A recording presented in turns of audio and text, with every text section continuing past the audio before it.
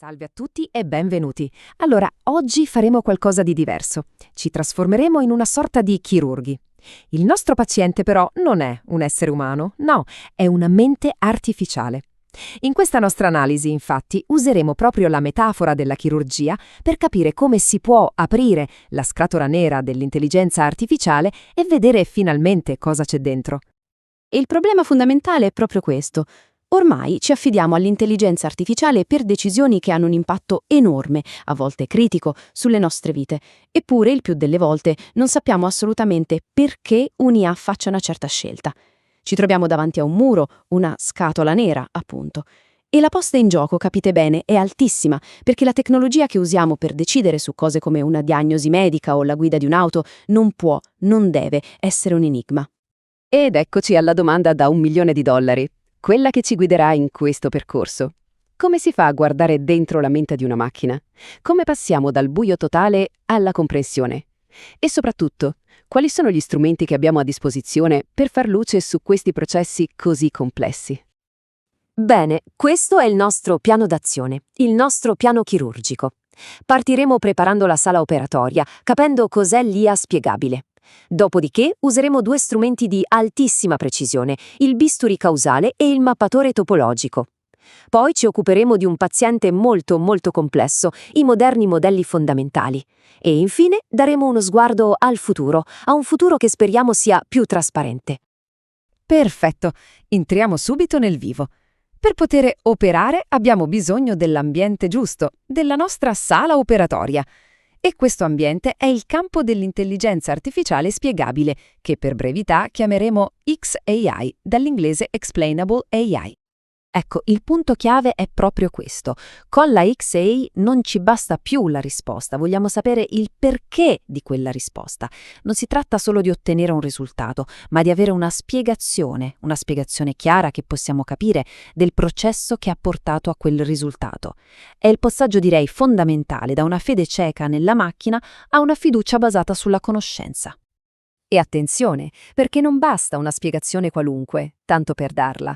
Una buona spiegazione deve avere delle caratteristiche precise. Deve essere affidabile, basata su nessi di causa-effetto reali. Deve darci informazioni utili senza essere troppo complicata e allo stesso tempo deve essere equa, robusta, rispettosa della privacy. L'obiettivo non è una giustificazione superficiale, ma una comprensione vera e profonda. E ora è il momento di prendere in mano il nostro primo strumento. Se la XAI è la sala operatoria, l'IA causale è il nostro bisturi di precisione. È lo strumento che ci permette di andare a incidere, a sezionare le relazioni dentro i dati per isolare le vere cause dagli effetti. Questa frase di Giudea Perla, che è un vero pioniere in questo campo, va dritta al cuore del problema. Senza la capacità di distinguere una causa da un semplice effetto, una macchina non potrà mai veramente pensare come un essere umano. È la comprensione del perché che fa scattare quel livello di intelligenza superiore. E qui c'è una differenza abissale. Vedete, l'IA tradizionale è fenomenale a trovare correlazioni, a notare cioè che due eventi accadono spesso insieme. L'IA causale invece fa un passo in più, un passo enorme. Cerca di capire se un evento provoca l'altro. E questo, credetemi, è un salto di qualità pazzesco. L'esempio classico, forse un po' buffo, lo spiega alla perfezione. Le vendite di gelati e gli attacchi di squali aumentano nello stesso periodo. Un'IA basata solo sulla correlazione potrebbe arrivare a conclusioni assurde. L'IA causale invece è addestrata a cercare il vero colpevole, il fattore nascosto, in questo caso il caldo. È il caldo che fa venire voglia di gelato e che spinge la gente a fare il bagno, aumentando così le probabilità di incontri spiacevoli. Ma come fa l'IA a scoprire queste cause? Allora, un metodo molto conosciuto è l'algoritmo PC. Immaginiamolo come un detective. All'inizio la sua ipotesi è che tutto sia collegato. Poi, passo dopo passo, inizia a fare dei test statistici per sfoltire, per eliminare le connessioni che in realtà non c'entrano nulla. Alla fine cerca delle strutture chiave, i cosiddetti collider, cioè dei punti in cui due cause diverse partano a un unico effetto, e usa queste strutture per orientare correttamente le frecce della causalità. In pratica, ricostruisce la mappa delle vere influenze. Bene, passiamo al nostro secondo strumento. Se il bisturi causale serve a sezionare le singole connessioni, l'analisi topologica dei dati, o TDA, è più simile a una risonanza magnetica. Ci permette di vedere la forma generale, la struttura d'insieme della conoscenza dell'IA. L'idea di fondo qui è davvero affascinante. Invece di guardare i dati come una nuvola di punti indistinta, la TDA ne rivela la forma nascosta. Ci sono dei gruppi, dei buchi, delle strutture a filamento? Molto spesso queste forme geometriche nascondono delle relazioni profondissime che i metodi statistici classici semplicemente non riescono a vedere.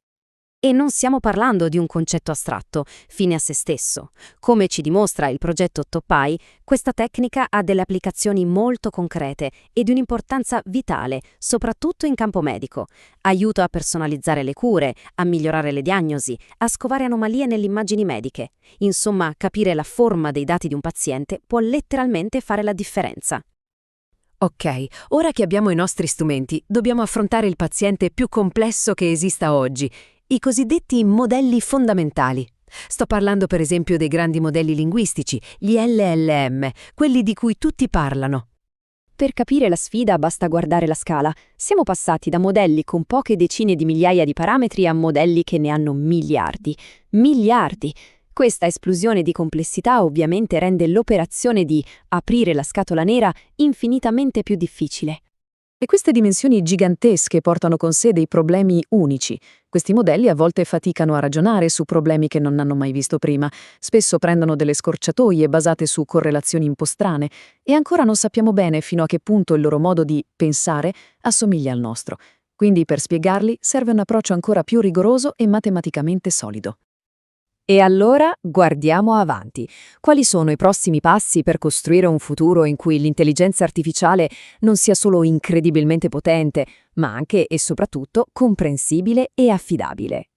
E qui l'obiettivo si fa ancora più ambizioso. Invece di limitarci a spiegare una decisione a posteriori, con l'apprendimento di rappresentazioni causali, o CCRL, cerchiamo di fare in modo che sia l'IA stessa a scoprire i concetti fondamentali e le loro relazioni di causa-effetto.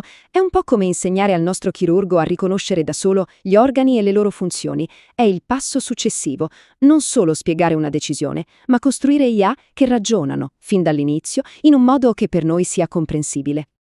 Ed ecco quindi la nostra cassetta degli attrezzi al completo. Partiamo dalla XI, la nostra sala operatoria. Poi abbiamo gli strumenti di precisione come il bisturi causale e il mappatore topologico per una visione d'insieme. E infine la risonanza magnetica concettuale del CRL, che ci permette di capire cosa un'IA ha veramente imparato sul mondo. E questo ci riporta al dilemma centrale dell'IA di oggi. C'è quasi sempre un compromesso tra la potenza di un modello e la sua trasparenza. I modelli più performanti, quelli che ci lasciano a bocca aperta, sono anche i più difficili da decifrare. Ma non dobbiamo arrenderci a questa complessità. Anzi, è proprio grazie a questo kit di strumenti sempre più sofisticati che possiamo affrontare la sfida. L'obiettivo finale non è rallentare il progresso, ma renderlo più sicuro, più responsabile e, in definitiva, più utile per tutti noi. Stiamo lentamente, ma inesorabilmente, imparando a guardare dentro la mente della macchina per costruire un futuro in cui potremo davvero fidarci delle sue decisioni. Grazie mille per l'attenzione.